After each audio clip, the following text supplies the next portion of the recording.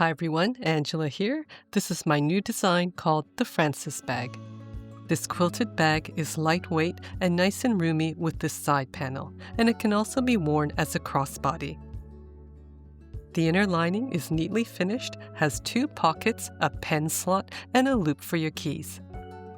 There's even enough room to fit in my iPad Pro. The link for this pattern and the full tutorial is down on the left and in the description below. Trim and join all the pages and carefully cut out all the pattern pieces. Cut out all the notches and then make small holes for the ends of the darts and the pocket markings. Use an awl to poke out the holes, and if you don't have one, just cut small triangles. For this project, I'm using corduroy fabric. If you're using fabric like this, you want to make sure that the nap is running in the right direction. It should feel smooth and not rough. You'll need to cut all the pattern pieces in the same direction. Fold the fabric pieces in half and crease to mark the center. I'm using a heat erasable pen to mark the quilt lines. Mark the center line, then lines 1 inch apart on either side. Repeat this with the other piece and also the front and back pieces. You can also use a Hera marker to mark your lines, and you don't need to mark any lines if you have a quilt guide attachment. For the batting, I'm just using a polyester craft batting that's about a ½ inch thick. Place one of each of the fabric pieces on top and cut the batting out so it's slightly wider on each side. Separate the batting, center the fabric pieces on top with right side up, and pin together in the center if you need to. I'm using the Juki TL2010Q sewing machine. The link for this and the tools I use are down in the description below. If you're in Australia or New Zealand, click the link for Echidna Sewing and Juki Junkies for North America. Increase the stitch length to 3.5 or 4. Begin quilting each piece by stitching the center line, then work outward toward the sides. There's no need for any back stitching. You can also use a walking foot for this quilting. Gently steam away the lines from each piece. You don't want to flatten the quilting. For every piece, check that the nap is running in the right direction. Then center the pattern piece on top, aligning the top and bottom notches with the center stitch line. You can either trace all around, including the notches, and cut out with scissors, or carefully use a rotary blade and then cut the notches out after with a pair of scissors. Repeat for the side pieces. Put right sides together, matching the bottom edges, and clip together if you need to. Using a 3/8 of an inch seam allowance, stitch together, backtacking at the start and finish. Open the seam and turn over to the right side. Keeping the seam open and flat underneath, top stitch about 1/4 of an inch on either side of the seam. If you have a label, pin it in place where you'd like it on the front. To sew on my label, I'm adjusting the stitch length back to 2.5. I don't want to do any back stitching on the label, so I'm going to pull up the bobbin thread and pull both threads about 5 or 6 inches. Starting at the corner, lower the needle about a 1/16 of an inch from the edges, hold on to both thread ends, and edge stitch all around, pivoting at the corners. To pivot, stop just before the corner, and with the needle down, lift the presser foot and turn.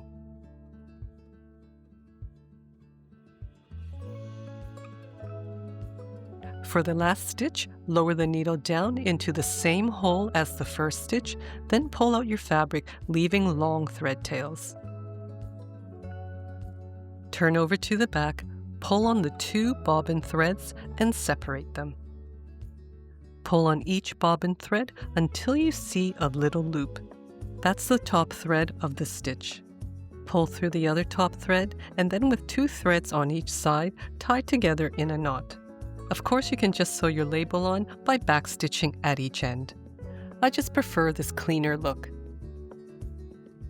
For the lining, I'm using quilting cotton.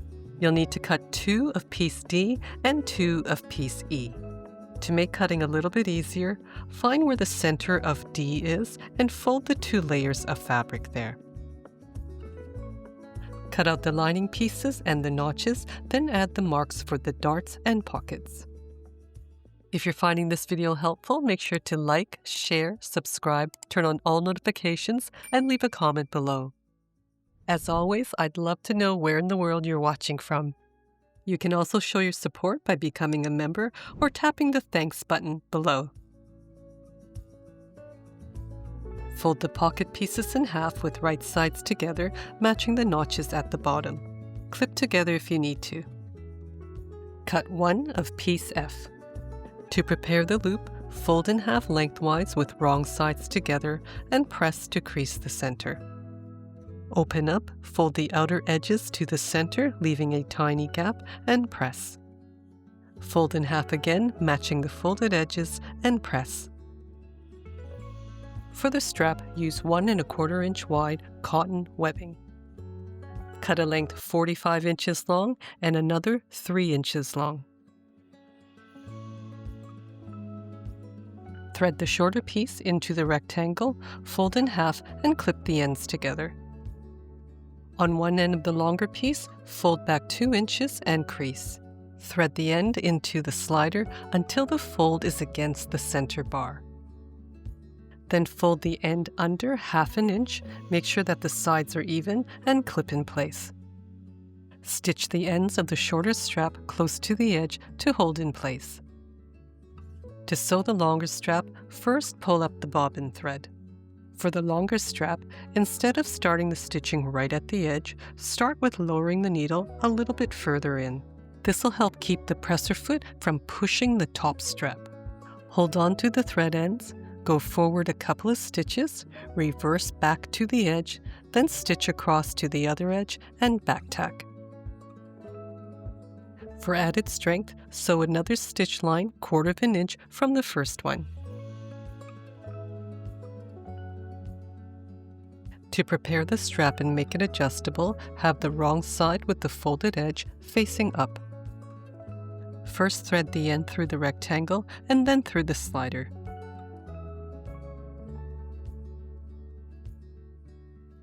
Edge stitch a 1/16 of an inch from both sides of the loop.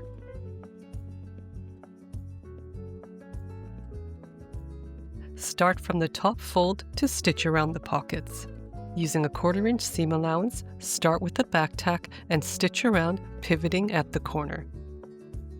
Back tack at the first notch, skip over to the next notch, back tack again, and stitch around to the other fold at the top and back tack to finish. Repeat with the other pocket, then carefully trim the corners on the bottom. Press open the side seams and both seams at the bottom.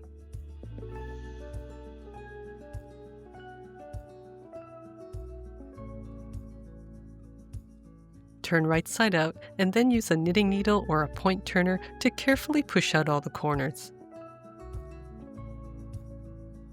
Adjust the seams so that they're right in the middle and press all around. Top stitch a 1/4 inch across the top of the pockets, back tacking at each end. Then give the tops another press. Fold the loop in half and clip it at the mark on the side. Position the top corners of the pocket on top of the marks so that they're just covered. Then pin in the center at the top and bottom. For a pen slot, mark a line 1 1/8 inches from the edge of the pocket. Pin the sides if you need to, and repeat with the other pocket. Tack the loop on the side close to the edge to hold in place. Next, edge stitch around the sides and bottom of the pockets, back tacking at each end and pivoting at the corners. The edge stitching will neatly close the opening at the bottom of the pocket. Stitch on the line for the pen slot, back tacking at the top and bottom. If you need to, give the pockets another press. For this bag, I'm using a size 4.5 zipper with an extra long pole. We want it to be about an inch longer than the opening on each side, as we'll be cutting the ends off later. Fold the zipper in half with right sides together, then on the back, mark the center on both edges. Place the right side of the zipper on top of the right side of the bag piece, match the edges and the center notches, and clip in place.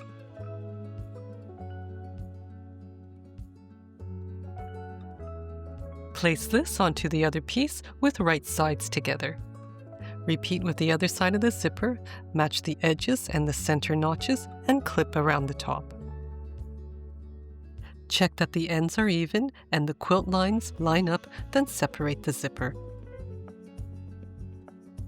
Increase the stitch length again to 3.5 or 4. To sew the zipper tape in place, have the edge of the foot in line with the edge of the tape, about 1/8 of an inch in from the edge.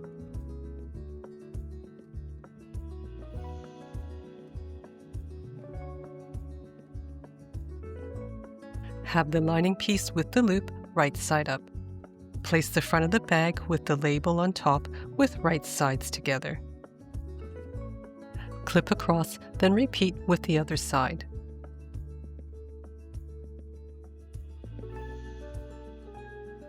With the quilted piece on top and the left side of the presser foot right against the zipper teeth, stitch across the tops, back tacking at each end.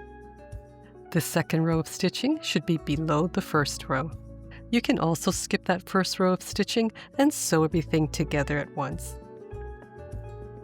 Across the tops, make small cuts into the seams about 1 inch apart, making sure not to cut into the stitch lines. Also check that you're cutting through all the layers. Cutting into the seam allowance allows it to spread open a little bit and ensures that that top curved edge lays flat. Next, flip over so that the wrong sides are together and the outer fabric's on top. Pull taut on both sides along the seam so that it's nice and flat. Have the right side of the presser foot in line with the edge of the fabric. Top stitch across both pieces while continuing to check that the fabric is pulled taut. There's no need to back tack. Close the zipper, cut the end just below the slider, then remove the slider. To put the slider back on, separate the teeth, then on one side, cut away about 1/2 inch of the teeth. Thread in the left side of the tape and then the right, adjust it so that the ends are even, hold on to the ends, and pull it closed. When closing up the zipper, the front of the bag should be on the right-hand side. To make sure that the teeth don't separate when we trim the zipper, we'll just sew a few stitches across the teeth close to the edge on each side.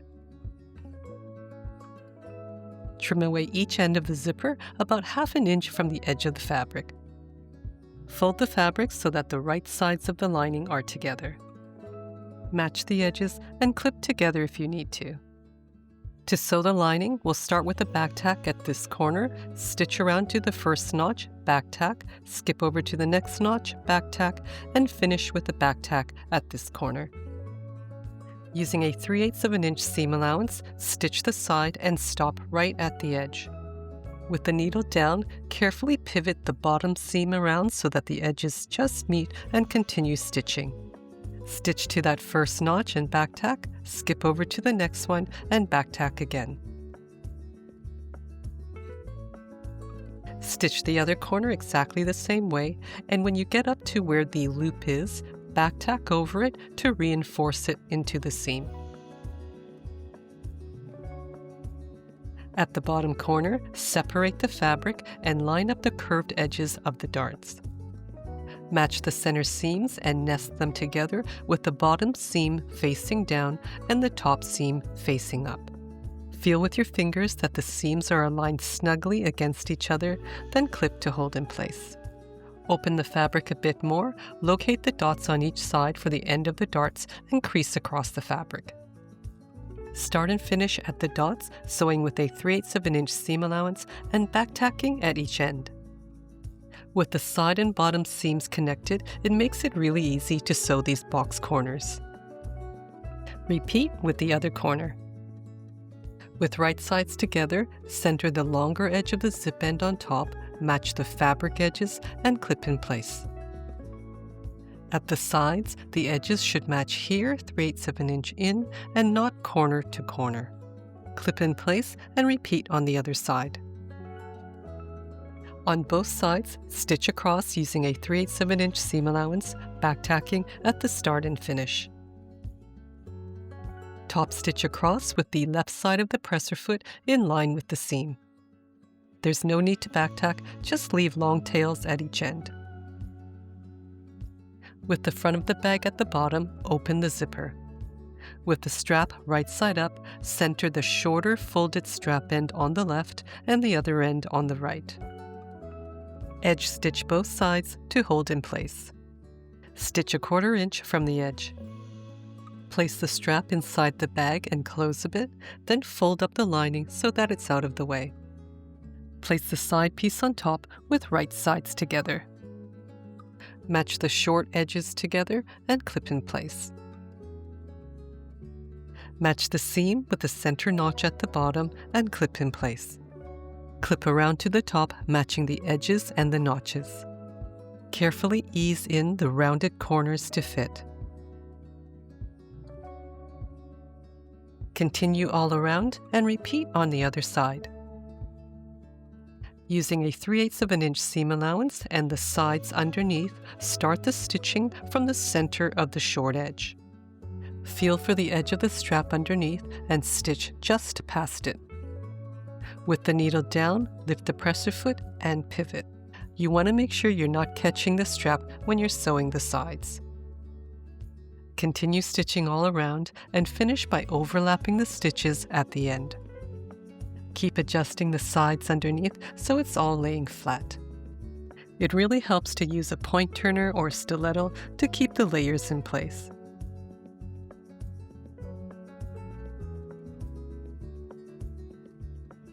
Carefully trim all the corners without cutting the ends of the straps and making sure not to cut the stitching.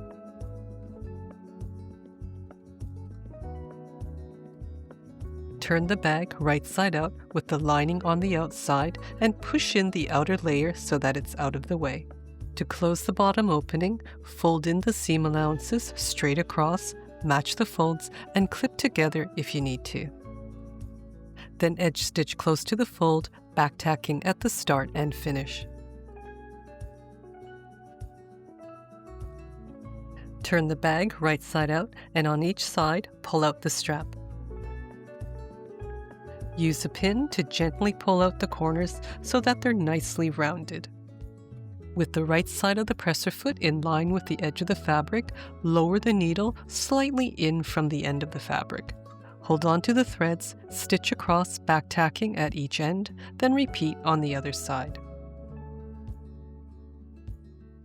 Be sure to have a look at my video up next. Thanks again for watching, take care, and happy sewing!